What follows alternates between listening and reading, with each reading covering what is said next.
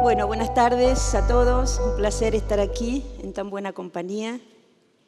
Voy a hacer una breve introducción y a presentar al panel que me acompaña esta tarde. Contarles que cuando comenzamos a organizar este panel, la primera pregunta que surgió es ¿qué queremos decir cuando hablamos de transformación? Y la palabra transformación siempre nos remite a un cambio de cualidad. Y en este caso nos hizo pensar en que transformarse implica cambiar básicamente el sistema de creencias o los paradigmas desde los que percibimos la realidad y nos plantamos frente al mundo. Y ese siempre es un viaje increíble de crecimiento y de desarrollo personal y también organizacional. También coincidimos en que parecieran que nuestros modelos de negocio y nuestros formatos de organización parecieran estar llegando a un momento de inflexión. Como decía a la mañana Nerio, esto ya no da para más, a lo mejor porque no están pudiendo resolver los grandes problemas más acuciantes de nuestro tiempo. La pobreza, la desigualdad, la degradación del medio ambiente, la pérdida de sentido en el trabajo. Y esto nos llevó a la última pregunta, ¿y entonces qué? ¿Hay modelos alternativos? ¿Hay movimientos emergentes? ¿Hay nuevas formas de hacer negocios que permitan integrar mejor el lograr resultados económicos, con crear valor social, con respetar la naturaleza que es de todos? Hay, por otro lado, modelos de organización que promueven la confianza y que permiten trabajar en colaboración y estimular la inteligencia colectiva. Y para responder esas preguntas tenemos un panel de lujo al que he disfrutado enormemente. A mi lado, Pedro, que le gusta llamarse el ciudadano, pero es Pedro Tarac, que es cofundador del Sistema B y es miembro del directorio de Sistemas B a nivel internacional y que nos va a contar un poco cuáles son esas características que distinguen a estas empresas que casi son hoy 2.700 en el mundo y entre todas llegan casi a facturar más de 70.000 billones de dólares. Nos acompaña también Mariano Perotti, que es gerente general de Danone Aguas, es gerente general también integrador para el Cono Sur del grupo Danone y que va a compartir una increíble experiencia de haber llevado a Danone Aguas a estar centrada en su propósito y siendo un ejemplo para el resto del grupo y un motor de transformación. Alexis Krosler es director de operaciones de Telefónica Argentina, una empresa muy grande y muy compleja, a la que todos conocemos bien. Dirige casi 5.000 personas y va a compartir una experiencia increíble de poder, de haber llevado adelante, haber liderado un proyecto de trabajo transversal, haciendo que gente de distintas áreas de la compañía compartan un mismo propósito, un mismo objetivo y logren resultados extraordinarios. Gastón Remy no está aquí, pero es un invitado sorpresa, CEO de Vista Oil, que va a dar una perspectiva de transformación personal. Muy bella, por cierto, porque habla desde un convencimiento profundo de cuál es el recorrido que él ha hecho en su propia carrera como ejecutivo para seguir creciendo y desarrollándose. Y Raúl Costa es Brand and Initiative Director, es en inglés el título, de una compañía emblemática que es Patagonia, una compañía que nos inspira enormemente y que vamos a tener mucho placer de que nos cuente desde su vivencia de haber participado por largos años como hacedor de esta compañía, qué es eso distintivo que la hace tan única. Presentados todos, yo voy a ser la facilitadora y más bien, ojalá no tenga que participar mucho en este panel, sino deleitarme también con escucharlos. Y empiezo por Pedro, que nos cuente cuáles son las características que distinguen a las empresas B. Pedro. Sí, muchísimas gracias ante todo. Les puedo pedir un favor, si pueden levantar la mano las personas que saben de las empresas B. ¡Wow! Bastante, ¿eh? Bueno, muchísimas gracias. Acá tenemos el gusto de tener dos ejemplos increíbles y otro que, sin serlo como tal, con la identidad, actúa como. Miren, yo el 14 de diciembre cumplo 66 años. Yo cuando nací éramos apenas más o menos casi 2.600 millones de personas en la Tierra. Hoy somos un poquito más de 7.300 millones. En la misma realidad Tierra, en la misma realidad finita, con la misma lógica de crecimiento infinito. Con la misma lógica que acá hacemos plata, las empresas, y si creemos un poquito en la ética, hacemos RSE y hacemos buenas prácticas sustentables. Acá en las ONGs tratamos de hacer el bien, pero siempre estamos pensando en proyecto piloto y ir zafando. Y acá en la política pensamos en la escala de las soluciones. Y el domingo o el sábado nos vamos a misa. Y el fin de semana tratamos de ir al medio ambiente. Todo así separado. Bueno, esa es la raíz profunda de la tremenda crisis a la cual, digamos, responden las empresas B. De que en vez de estar pensando todo por separado, es integrar nuestras dimensiones humanas en la genética misma de la empresa. Yo le quiero dar un ejemplo concreto, porque soy pequeño inversor, ángel, activista de causas. Yo soy persona de causa porque nací para ser protagonista en la Tierra. ¿Y cuál es mi causa? Así como yo veo que el ecosistema va desapareciendo, yo quiero que vuelva. Entonces, yo soy parte de una empresa de bebidas orgánicas, de comercio justo, y que al mismo tiempo compite en el nicho del café con la yerba mate. Pero la yerba mate es la base de los productos. Y el propósito de la empresa es regenerar los ecosistemas y el sentido de comunidad de las poblaciones que dependen de los ecosistemas. Nos hemos concentrado en los primeros 20 años en la mata atlántica o selva misionera. ¿Saben cuánto queda en pie de la selva misionera de la parte de Brasil, que es la parte más grande? 7.8% en pie. Es decir, que los servicios ecosistémicos de vida, aire, oxígeno, captura de carbono, todo lo que es control de crecidas, pool genético, humedad, se ha reducido. ¿A qué punto? Al 7.8% que quedó en pie. Entonces, Guayaquil nace para que ese ecosistema vuelva. ¿Y cómo se hace? Se le paga entre 40 y 60% el valor, digamos, de la yerba mate de mercado a los proveedores, que son comunidades indígenas y movimientos campesinos. Y con esa yerba que es cosechada del árbol en pie, se convierte en los productos nuestros, que son distribuidos en este momento en más de 50.000 puntos de venta en América del Norte. Crecemos un 25% anual. Qué locura. Competimos con marcas como Red Bull, con el mismo precio. El que puede pagar Red Bull puede pagar nuestros productos. Pero el que paga un producto de Guayaquil paga al mismo tiempo una solución, que es una solución ambiental y social. Les cuento algo. La razón por la que podemos competir con Red Bull es que nosotros no asignamos presupuesto a la publicidad. La publicidad lo hacen los consumidores y lo hacen los ciudadanos comunes y cualquiera en el mundo que hablan de nosotros.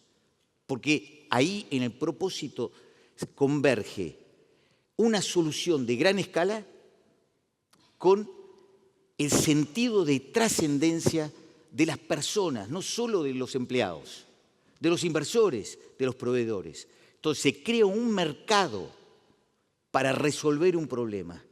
Y nosotros cuando decimos, ¿Cuáles son nuestros resultados? Decimos que lo hemos hecho entre todos. No somos solos los que lo hemos hecho. Lo hemos hecho nosotros como empresa, inversores, empleados, proveedores, consumidores, ciudadanos. Juntos ya logramos más de 60.000 hectáreas de selva misionera regeneradas con la fuerza del mercado, no con un programa aparte. Gracias. Bueno, muchas gracias. Pero también, muchas gracias. Pero también les puedo decir que al mismo tiempo han vuelto de las favelas, de las villas, las personas que se habían ido, más de 1.000 familias. Y como empresario inversor les tengo que decir algo. Yo invertí hace 6 años y ahora el valor de mis acciones se incrementó en 600%. Es negocio por donde lo querramos mirar. Esa es la esencia más importante de una empresa B. Ese propósito está en el core business y está protegido jurídicamente por el objeto social del estatuto, por encima de la actividad. Pero aparte nos sometimos a un sistema de evaluación de nuestro impacto integral de la sustentabilidad. Y obtenemos más de 80 puntos de la herramienta que se llama Evaluación del Impacto B, que es gratuita, que está online y es confidencial, que la pueden usar todos ustedes y que hay más de 60.000 empresas que lo están usando. Muchas gracias, Pedro. Volvemos en un rato. Sí, Volvemos en un rato porque es cambió, inagotable, Pedro. Sí. Queremos avanzar en la misma línea porque, Mariano, lideraste un proyecto increíble en Danone Aguas que fue, la verdad, un camino que me encantaría que puedas compartir, porque es una compañía multinacional y que, bueno, tu compañía es ejemplo hoy para el resto del grupo. Contanos un poco cómo fue ese camino. Bueno, la verdad es que gracias. Es un placer acá poder compartir y siempre es una fuente de inspiración escucharlo, Pedro. Un poco el camino, la intención de este foro es, una vez es cuando ve una compañía multinacional y se transforma o lleva un proceso de compañía B, parece que hay una distancia muy grande y ese desafío permanente y romper barreras parecen prácticamente imposibles. Yo te quiero decir que partimos de una base que nos ayudó, que tenía que ver mucho con lo que decía Pedro recién, con la misión de la compañía, que nace de una misión que tiene que ver con la hidratación y la alimentación saludable. Ya el objetivo principal a la mayor cantidad de gente y comunidades. Ya desde ese objetivo, que obviamente primaba un objetivo económico, siempre tenían consigo un segundo objetivo que tenía que ver social, con las comunidades, de brindar esa alimentación saludable. El grupo, que es un grupo que relativamente joven, siempre tuvo ese sentido social, de sentido de comunidad, nace en Francia, con el peso sindical y a las comunidades muy fuertes. Desde ahí ese doble propósito fue un poco el corazón del grupo, lo cual te diría que la base piramidal del grupo, incluso en la medida que fue desarrollando su portafolio, y hasta incluso toda parte de ese portafolio que no tenía que ver con esa hidratación o alimentación saludable, de alguna manera lo fue descartando e incorporando otros tipos de categorías que tenían que ver con esa salud. De todos modos, llega un momento donde te apalancás en tus marcas, y sumado a lo que dice Pedro, las marcas para cumplir con esa misión tienen que tener un propósito que vaya más allá solamente de la alimentación, que tenga que ver con un propósito de sustentabilidad, que tenga que ver con un propósito justamente de servicio a la comunidad. Y esto que de alguna manera parece romántico y parece lejos del negocio, empezamos a ver que los consumidores, y sobre todo los consumidores actuales, empezaban a reclamar esto, sobre todo las grandes compañías. Empezaban a reclamar más transparencia en la gobernanza, más transparencia en la manera de producir, más transparencia en el origen de tus productos. Y eso obligó, empezando en Argentina, justamente a tomar acciones, porque una vez cuando vos le pones un propósito a tus marcas, por ejemplo, Villavicencio es una marca que nace justamente en una reserva natural y tiene un propósito que es justamente regenerar y dejar el planeta mejor de lo que lo encontramos. Eso tiene un propósito de marca muy fuerte, lo cual también te da una obligación enorme. Vos te llamas fábrica, consumís de alguna manera un producto natural, te obliga a establecer estatutos diferentes que tienen que ver con devolver la cantidad de agua que tomás de la naturaleza, lo cual todos tus procesos a partir de ese momento empiezan a necesidad de ser cambiados en muchos aspectos.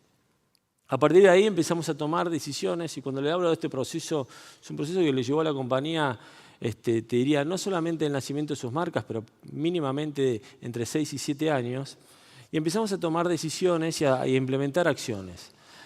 Cómo conseguíamos que todo el ciclo productivo, de alguna manera el plástico que utilizáramos, sea 100% reciclado. Para eso no lo puedes hacer solo, lo tenés que hacer con comunidades o lo tenés que hacer con el Estado.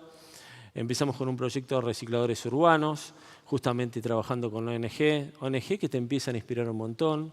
Empezamos a trabajar con universidades de cómo de alguna manera establecer un modelo de poder devolver el agua que tomábamos. Entonces, justamente los científicos nos empezaron a brindar modelos de agricultura para poder devolver el agua.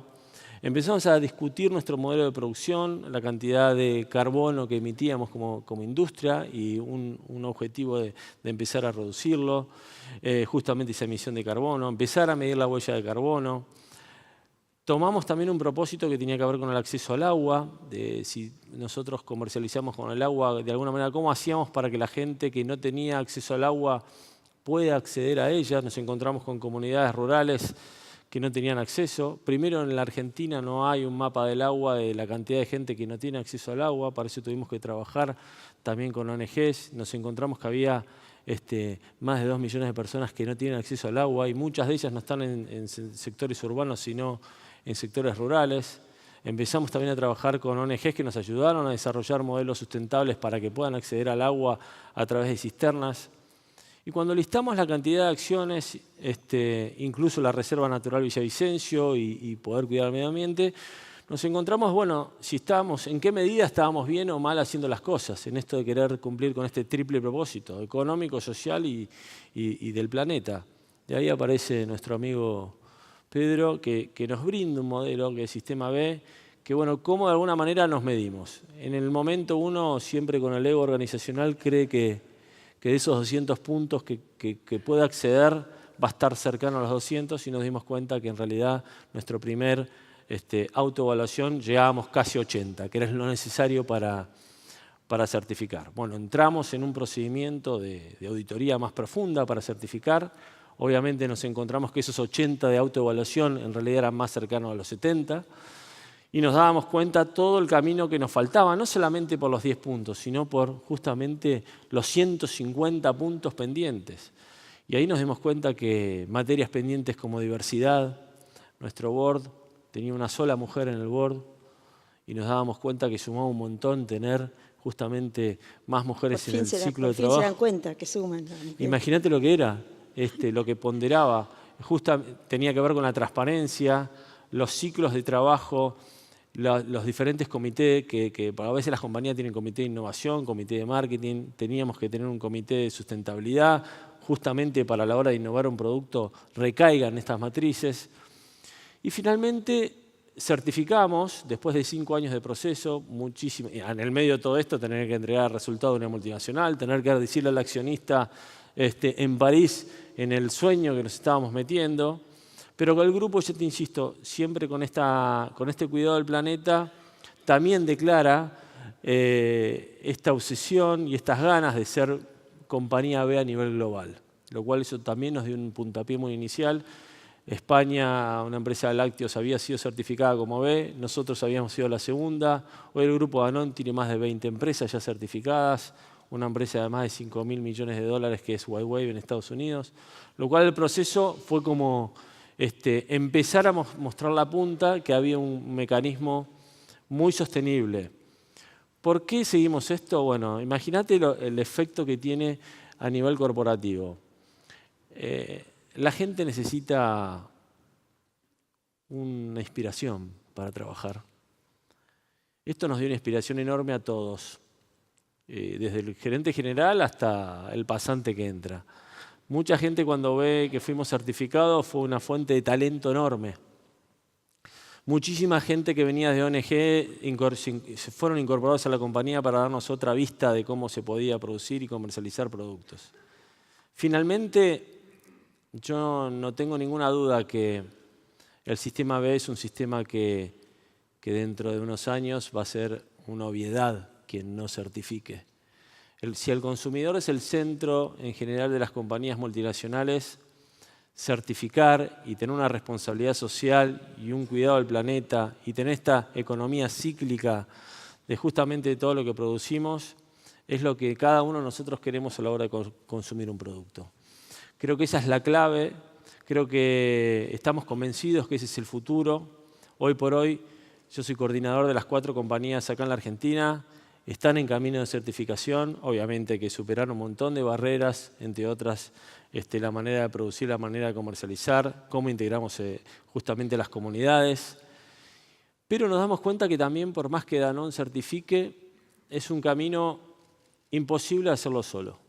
Un poco el objetivo nuestro acá, junto con vos, Azucena, es tratar de inspirar a este auditorio y a todos los que son CEOs y directores de compañía que se metan en este camino, porque no hay futuro, no hay manera.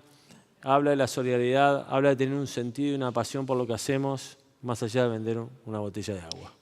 Quedan 55 segundos y quiero una pregunta, a ver si podemos contestarla corta. Escucho mucho en muchas compañías esta dificultad para articular el corto y el largo plazo, como si la crisis recurrente de Argentina fuera un factor como de imposibilidad de pensar en grande. Vos como CEO, ¿cómo resolvés esa, si es que existe, que no es un dilema, pero cómo resolvés esa ecuación de corto y largo? Primero, ser B Corp es justamente un modelo de competitividad, que la Argentina lo necesita. Es un modelo porque te obliga a producir de una manera más eficiente, más productiva. Hoy muchas veces el RPET, un producto reciclado, a veces es más barato que el plástico común. Y todos los procedimientos que tiene la compañía te obligan a ser mucho más competitivos. Ni hablar del valor de marca. Hoy, lo decía Pedro hace un rato, el valor que tiene la marca, hoy el consumidor te permite justamente tener mucho más contenido en toda la cadena. El desafío es cómo incorporar a toda esa cadena de valor, tus distribuidores, tus proveedores. En la medida que vas incorporando a toda la cadena de valor hasta tu retail, hablábamos, hoy me comentaba Raúl sobre Walmart, o sea, de alguna manera toda la cadena de valor en la medida que se va metiendo en el sistema B empieza a ser mucho más competitivo y productivo. Y este es un poco para mí el gran paradigma y el gran desafío que tenemos nosotros como multinacionales. Me contaba también Pedro hace un ratito que la gran cantidad de compañías que están en lista para certificar en la Argentina, lo cual ya es un hecho, es una realidad. El consumidor nosotros lo estamos reclamando. Muchas gracias. Alexis, vamos a compenetrarnos en la realidad compleja de Telefónica. Contanos un poco ese proyecto tan interesante de integración transversal. Bueno, primero me ganaste, somos complejos. Sí, es compleja la actividad, si se quiere, no ustedes. Yo ya después de 20 años adentro de Telefónica es como normal, ¿no? Pero evidentemente, a ver, pongámosle un poco el número. Primero, en Argentina somos 15.000 empleados, de los cuales 5.000 trabajan en el área técnica de que yo trabajo, pero en el mundo hay 300.000. Todos que trabajan en empresas multinacionales entenderán que si hay 300.000, hay 300.000 que preguntan, consultan, piden datos. Dentro de esa área, nosotros todos los días hacemos 15.000 intervenciones. ¿Qué quiere decir? Que en un mes aproximadamente actuamos en 350.000 ocasiones y en un año más de 4 millones. ¿Qué quiere decir? Que básicamente en nuestra zona de operación en un año entramos al 80% de los hogares. Y sí, a veces nos equivocamos. Mucho menos de lo que piensan, pero a veces nos equivocamos. Pero entramos a muchos lugares, o sea, estamos presentes en la vida de muchas personas dentro de lo que es nuestra zona de operación, que básicamente es todo el sur de la Argentina. Esto hay que entender lo que es lo que le está pasando a la industria de las telecomunicaciones en general. La industria de las telecomunicaciones vivió los últimos 30 años con un ciclo bastante simple. ¿Cómo era? Vos invertías y a partir de eso generabas un negocio nuevo. Primero teníamos la voz, después pasamos a tener la internet, invertimos, negocio nuevo. Después apareció la telefonía celular, igual. Pero después, ¿qué pasó? Después ya teníamos a todos los clientes posibles, pero teníamos que seguir invirtiendo. Teníamos que pasar de 3 a 4G y ahora del cobre a la fibra, pero por la misma cantidad de clientes, no para captar un mercado nuevo. Y eso requirió que toda la industria tuviera que transformarse, básicamente en 2 canales, obviamente es mucho más complejo, pero para simplificarlo, en 2 pilares. El primero es la digitalización y el segundo es la centralidad del cliente. Es como obvio, ¿no? Si no hay más clientes y el cliente termina siendo tu mayor valor, si no te girás hacia la centralidad del cliente, tu operación deja de tener sentido, ¿no? ¿Qué fue lo que pasó en los últimos 2 años acá en Telefónica, básicamente en Argentina? A algunos les habrá pasado, otros no tanto, pero la situación del dólar evidentemente hizo que el dólar barato nos permitiera hacer más con menos, básicamente. Y de repente nos encontramos con que teníamos un desafío con una potencial capacidad de la creación de una nueva red de fibra óptica, pero lo teníamos que hacer muy rápido. Nuestro desafío, ¿cuál fue? Fue pasar 1 millón de hogares en un año. Para que se den una idea de la dimensión de lo que eso significa, esa cantidad de hogares es la que pasa a España o la que pasa a Brasil. España tardó 5 años en llegar a ese volumen. Es 2 veces lo que pasa a Chile, 3 veces lo que pasa a Colombia, 5 veces lo que pasa a Perú. O sea, evidentemente es mucho y había que hacerlo, ¿no? Naturalmente, ¿esto cómo se hace en las empresas grandes en Telefónica? Cada área arma su programa, alguna área funciona como coordinación y obviamente a nosotros nunca nos pasó ni nos volverá a pasar que por ahí teníamos el equipo en un lugar, los vendedores en otros, la planta externa en el otro, eso no sucedió, pero obviamente queríamos evitar que eso pase, ¿no? Entonces, ahí un poco la visión de nuestro gerente general, Federico Raba, un día me llamó a su oficina, me sentó, me ofreció un tecito, me dijo, mira, esto lo vamos a tratar de hacer diferente. Lo que vamos a hacer es, en vez de hacerlo como normalmente lo hacemos, vamos a hacer que vos te ocupes punta a punta del proyecto. Te vas a ocupar de todo. Bueno, ahí vamos a agarrar un poco de vértigo, digo, todo. ¿Qué definamos? ¿Qué es todo? No, todo es todo. O sea, vas a tener que definir dónde lo haces, qué tipo de red haces, vas a comprar los materiales, vas a ocuparte de que lleguen, guardarlos en el depósito, conseguir los vendedores, hacer la obra, probar que funcione bien. Después de que vendiste, estar seguro de que a los clientes les gusta, ocuparse de los clientes que se dan de baja y la de las encuestas de satisfacción.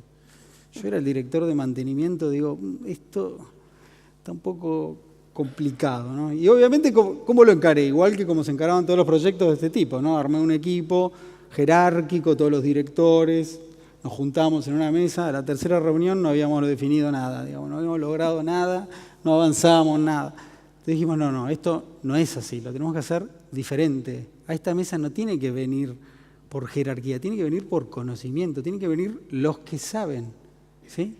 Y así, a la 4ª semana, estábamos en una misma mesa sentados el supervisor de los revisadores de Seiza, el jefe de depósito de Avellaneda, el director de producto, ¿sí?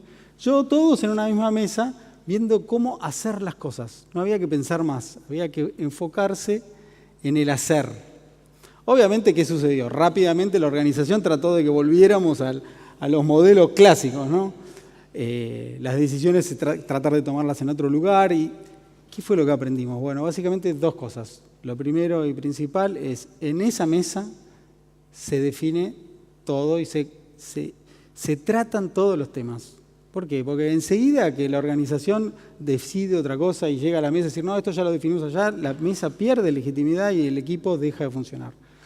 Y el segundo tema es un concepto de humildad, ¿no? Yo durante muchos años me dediqué a hacer planes de incentivo para vendedores, ¿no? Entonces todos los años trataba de encontrarle la vuelta para que no tuviera ninguna fisura ese plan de incentivos. ¿Y qué fue lo que descubrí? Que evidentemente 150 personas piensan mucho mejor que 3. Y asumir que alguien va a poder tomar una decisión mejor que un equipo con información es realmente un error, ¿no? Y ahí lo importante que era, o sea, cambiar la lógica de lo que pasa en las organizaciones. ¿Sí? ¿Qué es lo que naturalmente hace la organización? Y bueno, primero consulta, primero averigua y después acata. No, para el hacer, lo que tiene que hacer la organización es, si la mesa define algo, primero lo hago y después pregunto. Porque si freno para entender yo si lo hago o no, listo, eso mata la dinámica de la organización. ¿Cómo nos fue? A los 4 meses ya éramos capaces de construir de a 100.000 hogares por mes. A fin de año vamos a tener más de 400.000 clientes conectados. La tasa de averías se disminuyó en un 75%. La tasa de clientes que abandonan la compañía, el churn, se redujo en un 50%. Igual, son todos indicadores que son interesantes, pero ¿cuáles son los realmente interesantes? Dos. El primero es, obviamente seguimos teniendo clientes que están conectados a la red de cobre. Naturalmente nosotros teníamos unos 40.000 clientes pendientes, o sea que tenían una avería, ¿no? Eso es menos del 1% del total. Y obviamente seguimos haciendo esa tarea porque no todos los clientes están en fibra óptica, pero lo que sucedió fue que a partir de este proyecto, esa tasa de cantidad de clientes pendientes de avería se redujo a la mitad. Obviamente trabajamos en el proceso, pero lo importante es que a partir de esto surgió una nueva lógica dentro de la compañía, un nuevo propósito. ¿Qué era lo que sucedía? Estas 5.000 personas pasaron de mantener una red obsoleta a crear la mejor red de telecomunicaciones de Sudamérica. Eso es lo que ellos sentían. Ellos estaban construyendo la mejor red de telecomunicaciones de Sudamérica. Y no iban a pedir perdón porque se había roto una línea, sino que entraban en una casa y decían, te estoy conectando la mejor red de Latinoamérica, ¿no? Entonces, eso evidentemente cambia todo. Y el segundo indicador, que para mí es el más significativo, es naturalmente cuando hacías las encuestas de clima, ¿qué era lo que pasaba? Las áreas técnicas eran las que peor daban, son las más grandes, hay sindicatos, problemas, etc. A partir de esto, en los últimos 2 años, las áreas técnicas, tanto del área de red como de planta externa, son las que mejores resultados de satisfacción en esta encuesta dan, ¿no? ¿Y esto por qué es? Por esto, ¿no? Por lo que hablábamos antes, es porque tienen un propósito. Entienden por qué, y a partir de eso, no solo se transforman los que hacen particularmente esa cosa, sino toda la organización, y esto termina contagiando al resto de la organización. Me gustaría ponerle un pequeño videíto en donde uno de los protagonistas, que es un revisador, cuenta qué es lo que significa para él participar de este proyecto. Me llamo Javier Entrambos Ríos, estoy en el distrito Monte Grande como revisor instalador.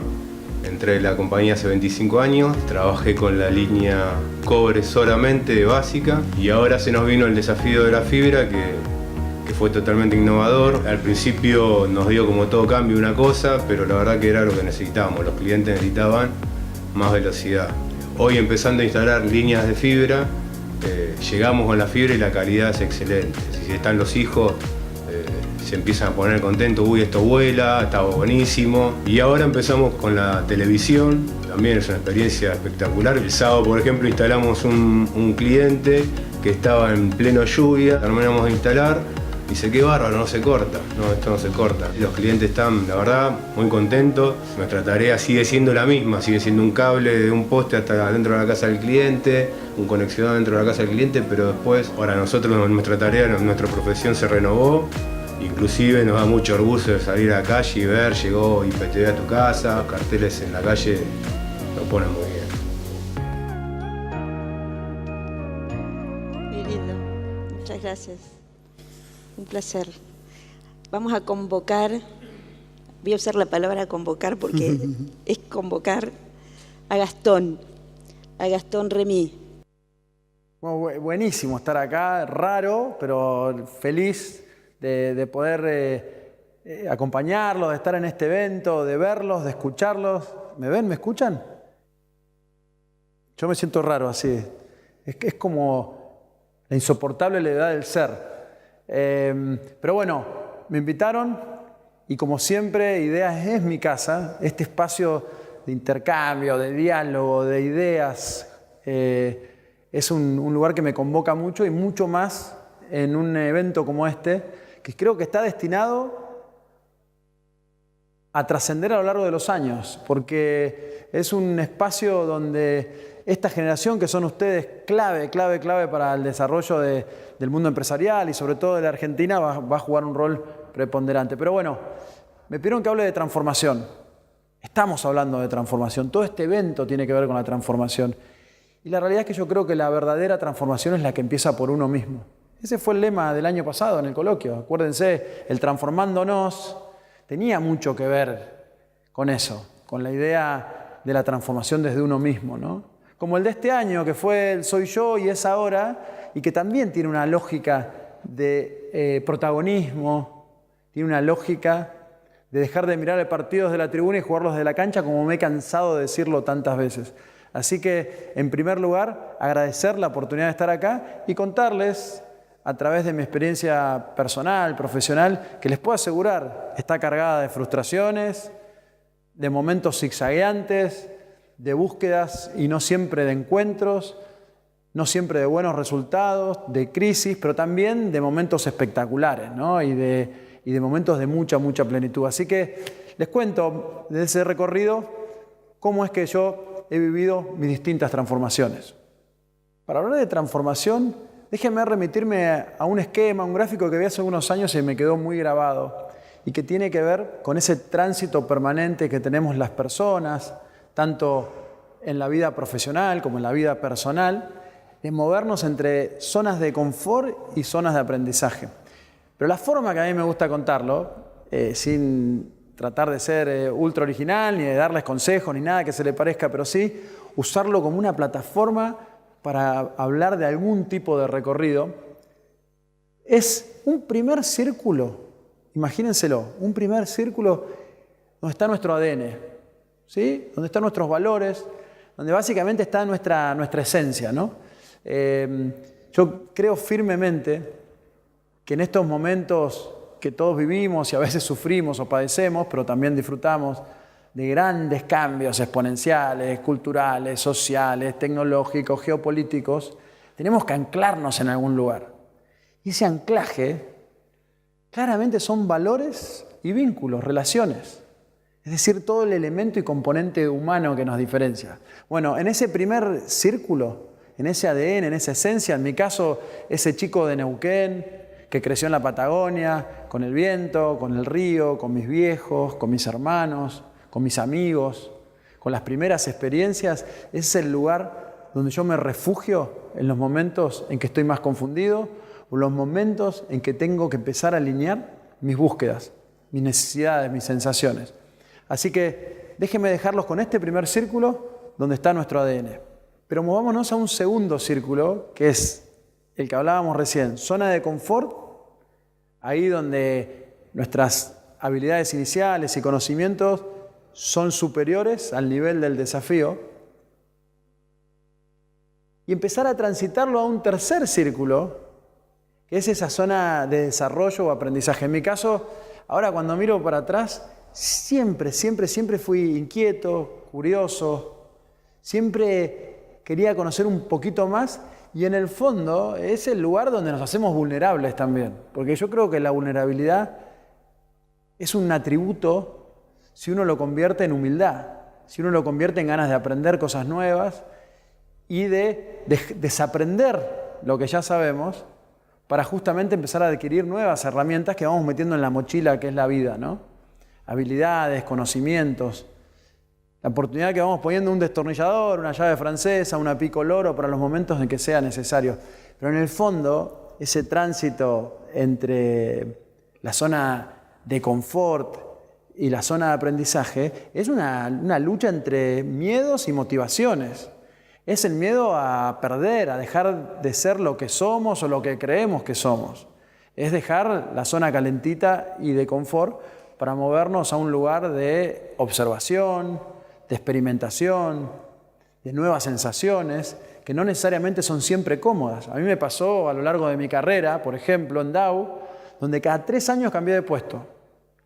Pasé de ser abogado de Bahía Blanca a trabajar en Estados Unidos, en Brasil, ida y vuelta a Buenos Aires, siempre en distintas funciones, en distintas responsabilidades. Es decir, a mí me pasó de encontrar una organización, ahora estoy hablando solamente desde el punto de vista profesional, que me pudo contener en esa búsqueda incesante, en esa curiosidad incesante de tratar de reinventarme profesionalmente.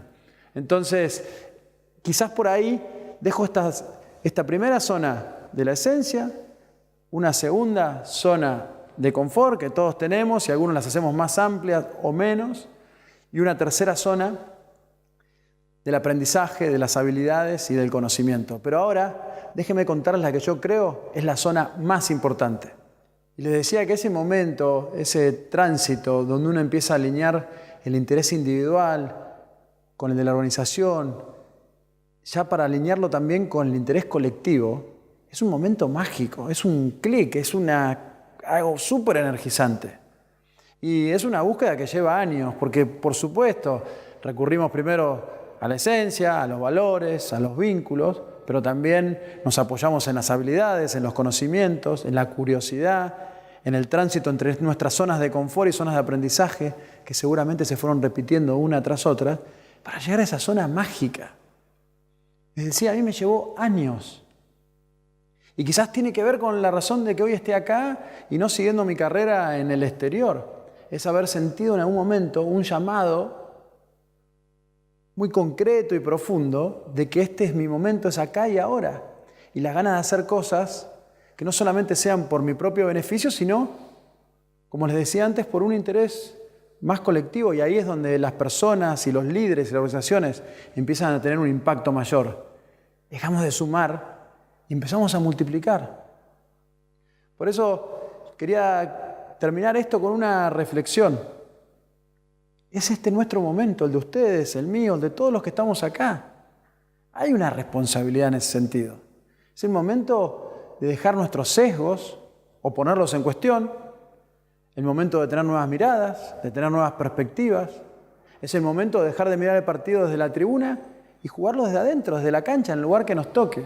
Ese es el sentido de nuestra responsabilidad generacional, de verdadera transformación, de fondo y colectiva. Porque al fin del día podemos tener visiones súper grandilocuentes, pero esas visiones también requieren de una construcción artesanal, ladrillo por ladrillo, día a día. Son gotas que se transforman en corrientes, corrientes que se transforman en ríos, y ríos que se transforman en mareas, mareas de transformación y de cambio, de que las cosas sean mejores de lo que las agarramos o de lo que las conocíamos. La realidad es que en esta zona mágica o de trascendencia, las crisis las podemos transformar en oportunidades. Los errores en aprendizajes que nos hagan mejores. Todo eso para dejar de lado los resultados materiales, financieros o económicos, para poder encontrar que los resultados que realmente importan son aquellos que nos acercan a nuestra verdadera razón de ser. Muchas gracias.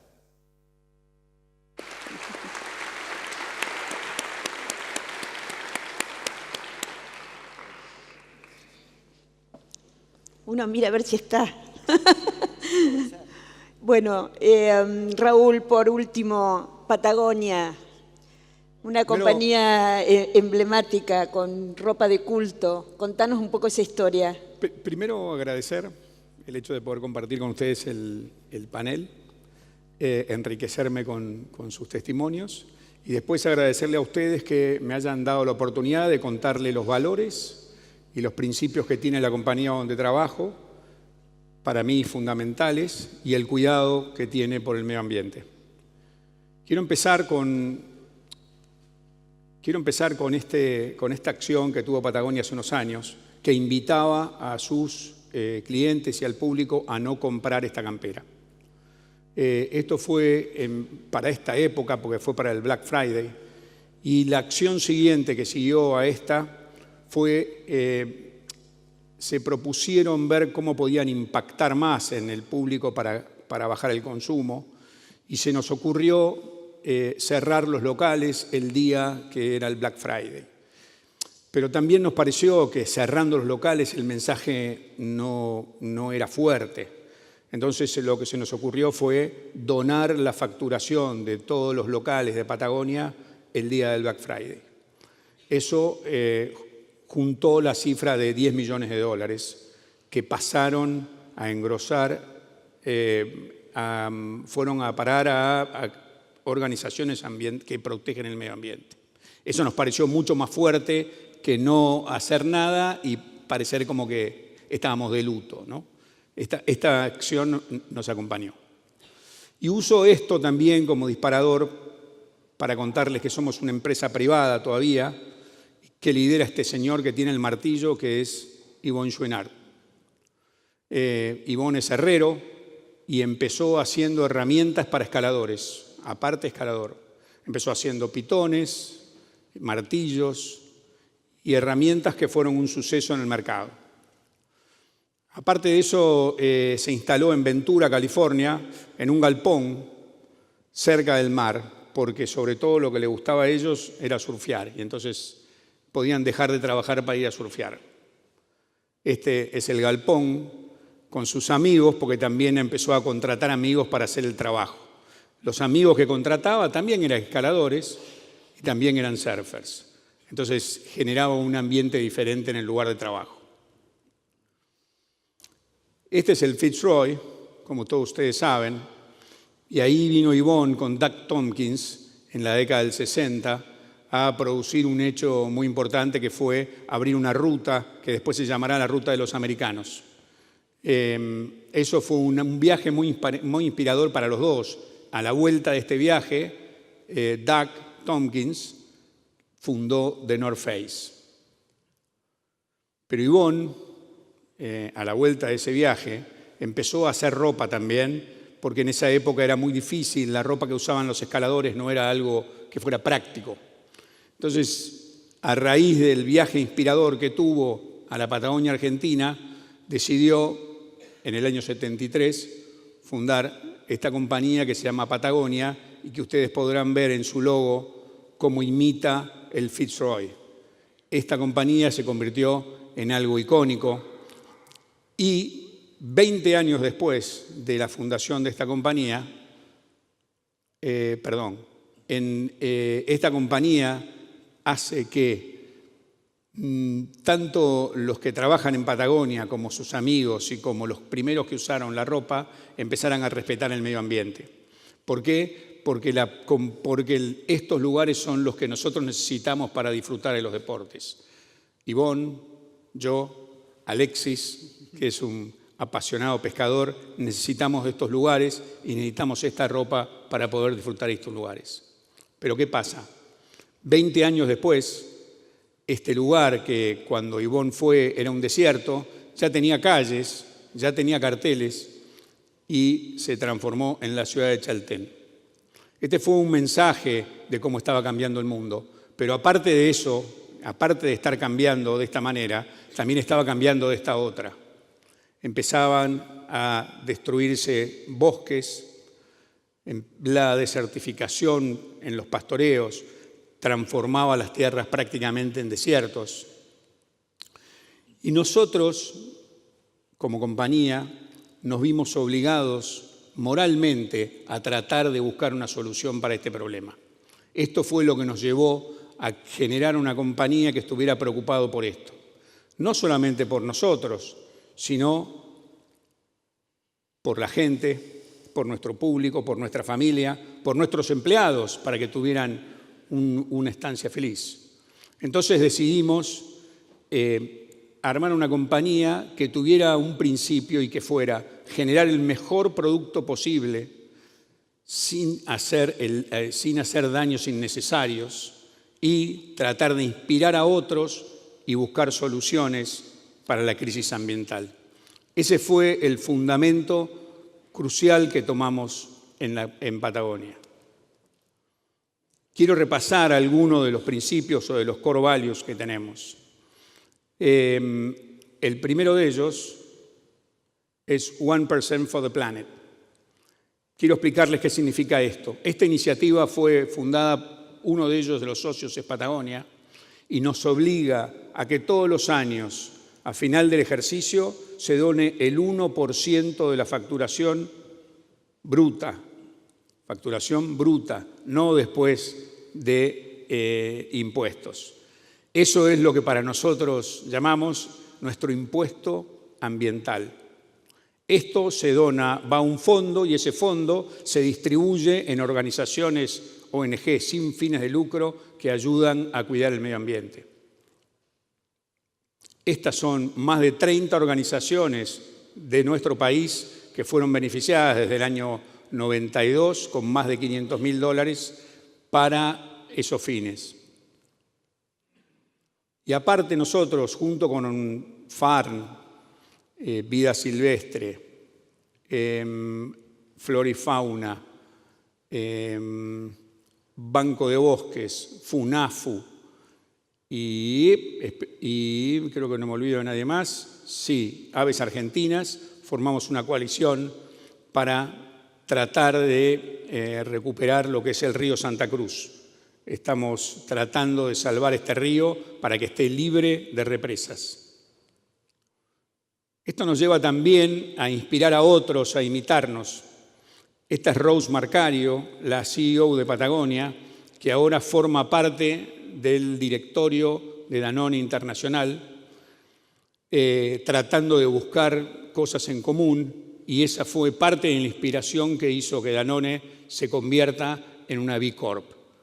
Ese es nuestro aporte también para generar, junto con Danone ahora, buscar que otras empresas nos imiten y hacer una nueva prueba en lo que es en la agricultura a gran escala. Este es para mí uno de los puntos más importantes que tiene nuestra compañía y que es hacer el mejor producto posible. ¿Por qué tenemos que hacer el mejor producto posible? Porque cuanto más tiempo mantengamos el producto dentro del circuito, la gente menos tiene que consumir. Sabemos positivamente que haciendo una campera o un producto nuevo generamos un daño. Pero no tenemos manera de solucionar eso y lo que buscamos es tratar de mantener ese producto que generamos el mayor cantidad de tiempo en el sistema. Tenemos una garantía de por vida para el producto. Generamos programas para poder mantener eso, el ciclo lo más largo posible. Este es otro programa que tenemos que se llama One Wear, que es usar lo usado, y invitamos a nuestros clientes a que traigan sus productos al local o a los locales y que puedan después intercambiarlos en un día que lo dimos por llamar el Swap Day. Ese día vienen los clientes e intercambian esos productos. El próximo creo que va a ser en un par de fines de semana. Este es el último programa que le quiero mostrar y es el compromiso que tenemos nosotros con Comercio Justo.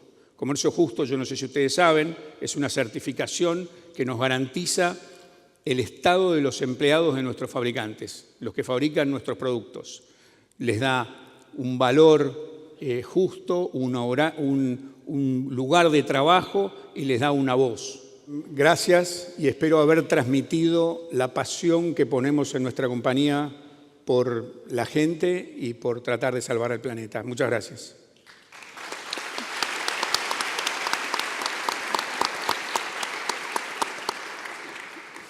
Nos quedan unos minutos y los queremos aprovechar al máximo. Y tengo muchas preguntas, pero voy a elegir alguna para comenzar. ¿Qué es lo que mueve, cuál es el racional más fuerte que ustedes encuentran para iniciar un proceso de transformación? Cualquiera sea, porque no hay un único camino. Hemos visto que hay distintos formatos, distintas maneras de emprender un proceso de esta naturaleza. ¿Cuáles son esos racionales, esa fuerza que mueve a que eso pase? Bueno, en mi caso, y creo que cada uno de nosotros es original, en mi caso es porque yo veo que a nivel colectivo, como sociedades, necesitamos redefinir el sentido de éxito y la manera de organizarnos colectivamente. Nosotros sentimos que desde la política es donde más tendríamos que lograr soluciones de gran escala.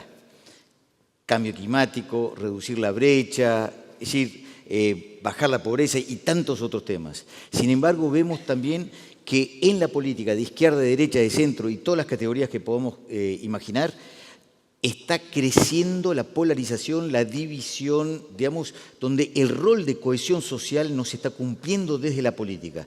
Más allá de que, por supuesto, tiene que mejorar, nosotros al mismo tiempo decimos, somos 170 millones de empresas en todo el mundo, de las cuales 120 y pico son formales.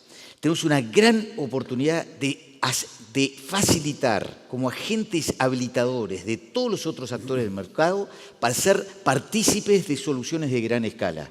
Entonces, ahí es donde está la fuente mía, pero en las empresas B hay todo tipo de razones. Esa es la mía porque, ¿qué siento? Que los datos que nosotros recibimos son tremendos. El que tengamos que lograr en muy poco tiempo un máximo de 1.5 grados de aumento de la temperatura global, parece casi imposible. El que tengamos el dato de 60% de las especies animales que hayan desaparecido, es un dato del Fondo Mundial de la Naturaleza, en nuestro ciclo de vida, me paraliza. El 1% de la población, digamos, que concentra más del 50% de la riqueza mundial, para mí eso explota, es sentido común. Entonces, yo diría que en mi caso, yo no me puedo quedar con los brazos así y pensar que la empresa va a ser la mala de la película. ¿Y saben por qué siento que es muy fácil pensar que lo somos? Porque nuestro ADN está estructurado para maximizar la rentabilidad y proteger por encima de cualquier otro interés el interés del accionista. Y entonces, si nosotros, por eso la empresa B, jurídicamente transita de ese principio, que es la primacía del accionista, hacia el equilibrio entre los intereses de los accionistas y todos los otros grupos de interés, y del corto plazo y del largo plazo. Y eso entra en el ADN jurídico de la empresa. Ahí hay una transición paradigmática de la época del capitalismo. Esa cláusula había nacido con el colonialismo, cuando el inversor le decía al explorador: hacé lo que quieras, pero primero yo. Y así es como hubo esclavitud, ¿no? Y así es como hubo una revolución de los mineros en Londres, y cuando empieza a aparecer la legislación. Pero la legislación siempre llega tarde, y por eso se habla de la demora de la legislación frente a la increíble innovación permanente empresarial, ¿no? Entonces, para mí, esos son los elementos genéticos de transformación que necesitamos en el ADN económico, microeconómico. ¿Y saben qué? Si nosotros queremos hacer una empresa, lo decidimos nosotros cómo hacerlo con el nuevo ADN, cumpliendo la legislación existente. Ok. Vos estás poniendo un foco importante en el tema de la forma, que me parece que lo tiene, pero mientras te escuchaba, y estás confiando mucho, y comparto, en el poder del empresariado para transformar la realidad, que creo que es innegable, pero al mismo tiempo vemos que en la opinión pública la percepción de la imagen del empresariado es realmente muy baja, creo que es el 20% de imagen positiva. ¿Qué es lo que no está funcionando o cuáles son esos paradigmas que se necesitan romper para avanzar hacia un lugar que parece de sentido común, pero también el sentido común es el menos común de los sentidos en algún momento? ¿Qué ven ustedes ahí de cuál es el rompimiento que hay que hacer? Sí, para mí en primer punto, que es la responsabilidad empresarial en la comunidad, es clave.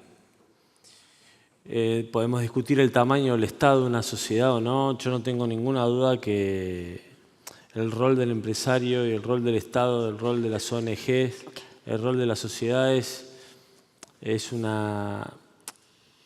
tienen que trabajar en conjunto sin lugar a duda. Esa responsabilidad, que es muy grande, y yo creo que las grandes empresas aún más, tenemos la obligación, justamente para tener una comunidad sostenible y sustentable a lo largo del tiempo, de cambiar y a ir cambiando las reglas de juego. Porque si no, no quiero ser apocalíptico, si no, lo más probable es que tengamos una sociedad todavía un poco más injusta. Okay. Esa solidaridad, que es la fuente de pasión e inspiración, en el fondo, hasta siendo, te diría, egoísta desde el punto de vista como número uno, es para mí la clave de la felicidad.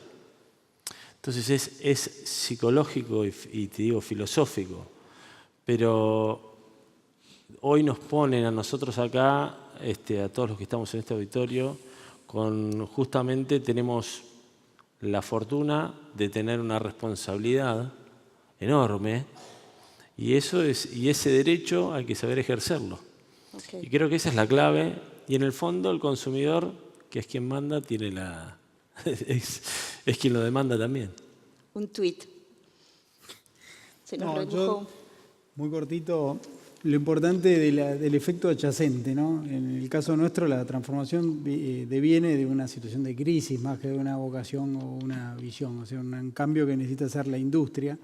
Y lo increíble es lo impensado de los efectos que se generan a partir de esas transformaciones, ¿no? Cuando uno encuentra el propósito, empiezan a suceder cosas que uno no lo había previsto y te empiezan a dar sentido de negocio más allá de lo que habías planificado. O sea, más allá de que de por sí tiene un sentido, lo que digo es que tiene sentido económico también. O sea, te va mejor cuando lo haces de esta manera.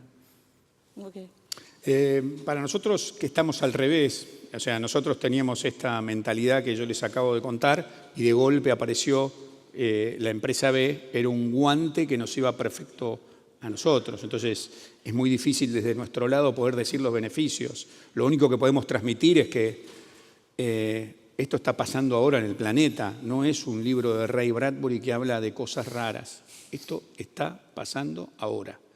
En tiempo que nosotros tardemos en entenderlo y en poder administrarlo y empezar a producir las transformaciones adentro de nuestras empresas, es tiempo ganado, porque no hay otra solución, como decía recién. Ok. Muchísimas gracias. El tiempo es tirano. Solo agradecerles enormemente esta inspiración. Espero que compartan la misma sensación de sentir que hay un mundo posible, que está en nuestras manos perseguir lo que creemos, defenderlo con convicción, porque todos nos merecemos tener una vida que merezca ser vivida con plenitud, y que finalmente me parece que la mayor crisis no es una crisis económica en nuestro país, es una crisis de propósito. No sé cuándo nos perdimos por el camino, pero esta fragmentación, esta pérdida de sentido de no saber nadie para qué está, es lo que tenemos que recuperar. Recuperar el centro, recuperar la esperanza, recuperar la convicción y tener el coraje para pasar a la acción. Eso sería lo que me gustaría que pase. Muchas gracias y buenas tardes. Gracias.